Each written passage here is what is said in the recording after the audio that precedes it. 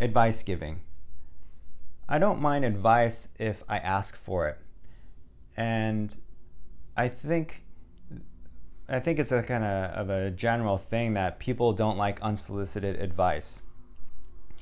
And I've been receiving a lot of that. And I understand the intentions of people, that they're really concerned about me and they've heard about something or experienced something that's been very useful for them or one of their loved ones, and that they want to send that to me. And I appreciate the sentiment. However, the way that it's delivered is very important. And sometimes the way things that are delivered to me actually has the opposite effect on me. When somebody offers something, says, "Oh, you gotta do this like immediately, like right away," that really turns me off, because what that does is that sends me into this this state of anxiety and this state of fear that, oh my God, if I don't do what this advice or what they're suggesting, then all of a sudden my cancer is just gonna blow up and I'm gonna die. And so therefore it deregulates me, and it disinhibits me.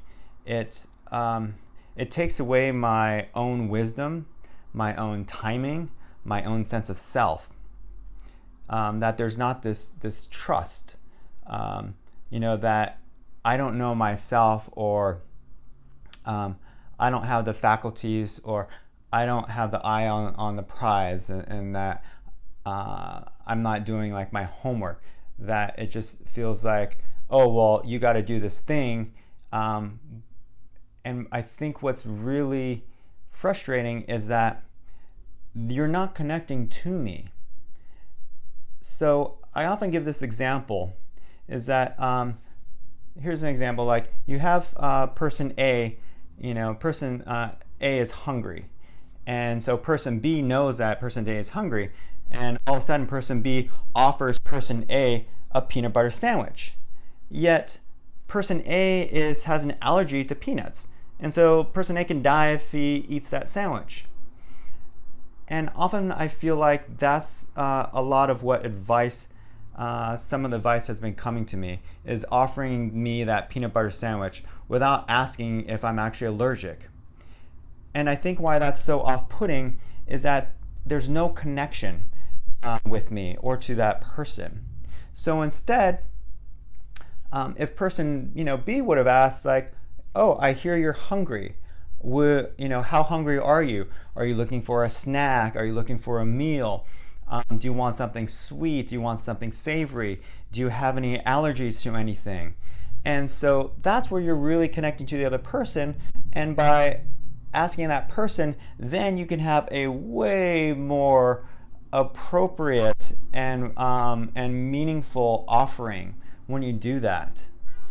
But I think oftentimes, and this is just maybe a guess, is that often the advice giver maybe can't handle the anxiety of whatever that person's going through, and just wants to solve the problem right away.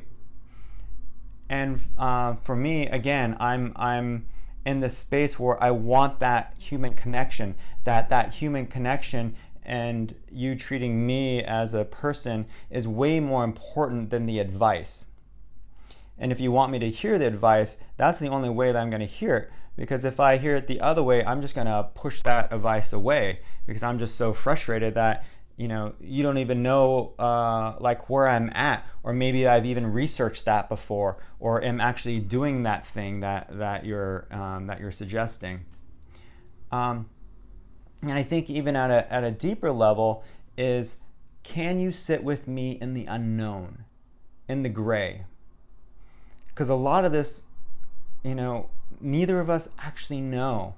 And what's really beneficial to know is, can you sit with me in that unknown? And can you admit that I don't know? I don't know how to help you.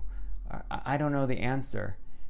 And I would much rather have that as your answer than, oh, here's something that I heard of, and here, that, because in that way If you do it that way, you're more alleviating your anxiety than actually being with me in the unknown. And being maybe with this anxiety together of not knowing. And I'm okay right now about not knowing. I'm okay to just be with anxiety. And I believe that if we're able to sit in that anxiety and sit in that gray, that eventually something will emerge. And so I just really want to ask you, can you sit with me in the unknown? Can you sit with me in the gray? Can you sit with me with the question?